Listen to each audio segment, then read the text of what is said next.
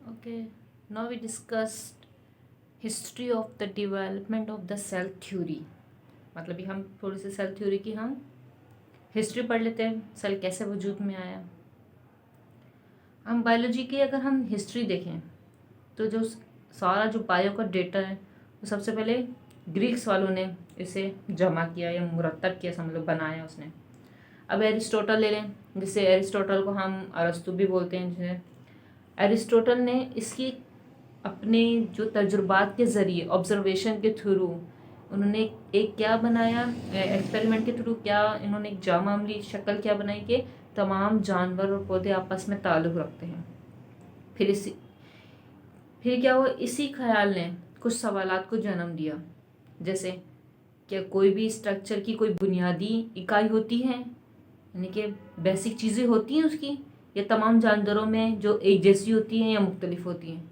फिर क्या वो 17वीं सदी आई, फिर माइक्रोस्कोप के इस्तेमाल से, उस टाइम पे माइक्रोस्कोप नहीं बना था, यानी कि इसके इस्तेमाल से कबल की बात कर लें, इससे पहले की बात कर लें कि तमाम जानवर वाकई में एक मुश्तरका इकाई रखते हैं जो कि सेल है। अब मुश्तरका बुनियादी यानी कि बेसिक यूनिट क्या हो गया, सेल हो गया। ये तो सामने आ गया कि सेल है सबके पास मुश्तरका चीज़ें हैं।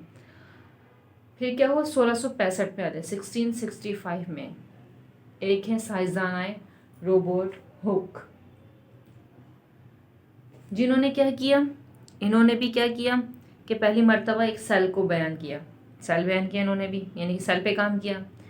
कोर की बारीक स्लाइस ली, इन्होंने एक कोर्क लिया, उसकी बारीक सी स्लाइस ली, मतलब छिलका ले लें इसको बारीक सा, उसका मुआयना किया लाइट माइक्रोस्कोप के ज़रिए। इसने शहद की मक्खियों, मतलब यानी कि रॉबर्ट हुक ने शहद की मक्खियों का जो छत्ता होता है, छत्ते की तरह खाली खाने देखे। इसके अंदर जो बारीक सी, जो कोर का बारीक से स्लाइस सा लिया था माइक्रोस्कोप के थ्रू, उन्होंने क्या देखा, खाली खाने देखे। हुक ने कार्क में मौजूद इन खानों को सेल्यूलाई का नाम दे दिया।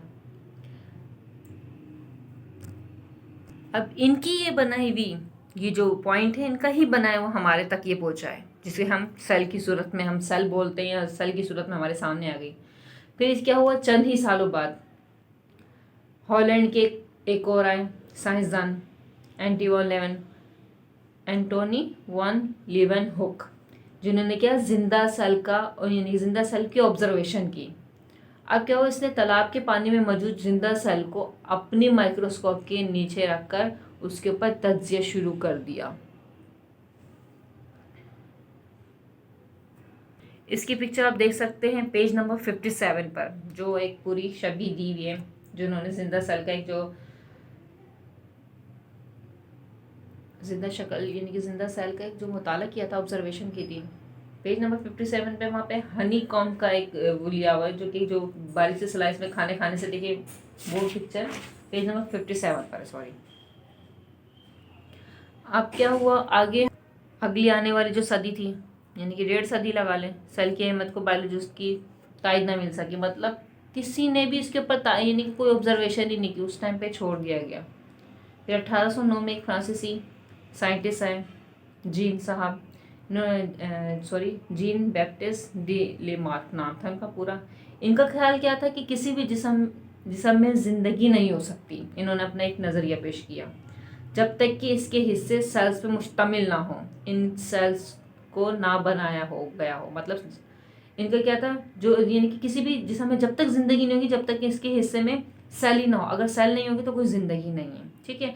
अब क्या हुआ, नेक्स्ट आगे 1831 में एक और बरतानवी साइंटिस्ट आए, ये क्या थे, रॉबर्ट ब्राउन थे, जो कि बॉटनिस्ट थे। इन्होंने पौधे के सेल के न्यूक्लियस यानी कि ऑब्जर्वेशन यानी बताए, सेल को दरियाफ्त किया। 1838 में जर्मन के ये भी बॉटनिस्ट थे, जिनका नाम था मेथला शेल्डन नाम था। इन्होंने पौधों की टिश्यूज़ का मुताला किया, सेल थ्योरी का पहला एक यानी कि पहला एक जारी कर दिया है, बयान जारी कर दिया। इन्होंने क्या था, तमाम पौधे ऐसे यानी कि अलग अलग जो सेल्स का मजमुआ है, जो कि मुकम्मल तौर पे आज़ाद हैं। फिर एक साल बाद ये 1839 में एक और जर्मन जोलॉजिस्ट आए, थियोडर शेल्डन नाम था उनका। इन्होंने बयान किया जानवरों के टिश्यूज़ में भी इनके इनफरादी सेल्स मौजूद नहीं, अलग अलग यानी कि इंडिविजुअल सेल्स भी मौजूद होते हैं, इसे शेल्डन और शॉन ने सेल थ्योरी को इब्तदाई शक्ल दे दी, मतलब एक थ्योरी बन गई इनकी एक।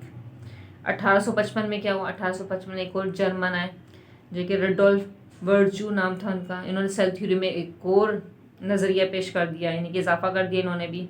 इन्होंने क्या कहा, तमाम जिंदा सेल्स पहले से मौजूद सेल से ही बनते हैं, मतलब कोई भी सेल कोई कैसे बन रहे हैं आने वाले सेल, यानी कोई भी एक सेल है, कोई भी जिंदा सेल है, इन्हीं की मौजूदगी से ही नए सेल वजूद में आ रहे हैं।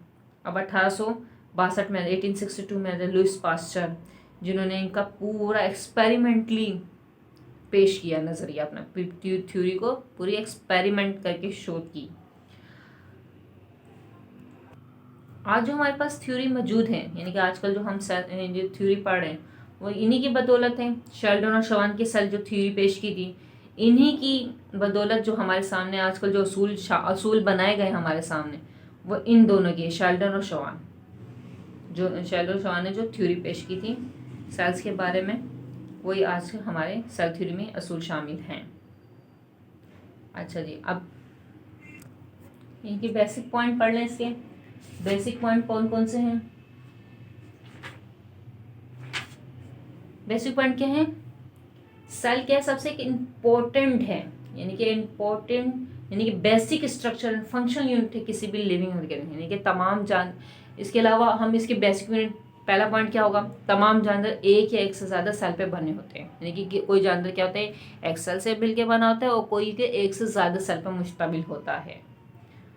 सेल सबसे छोटी जिंदा चीज़ है जो कि माइक्रोस्कोपिक है, माइक्रोस्कोप के थ्रू सेल का मुशाहिदा करते हैं, जो कि तमाम जानवरों की तंजीम की बुनियादी हैसियत रखती है। ठीक है, और सेल सिर्फ पहले से मौजूद सेल से ही तकसीम होते हैं, मतलब अगर पहले से जिंदा सेल मौजूद है तो आगे सेल ही बनेंगे।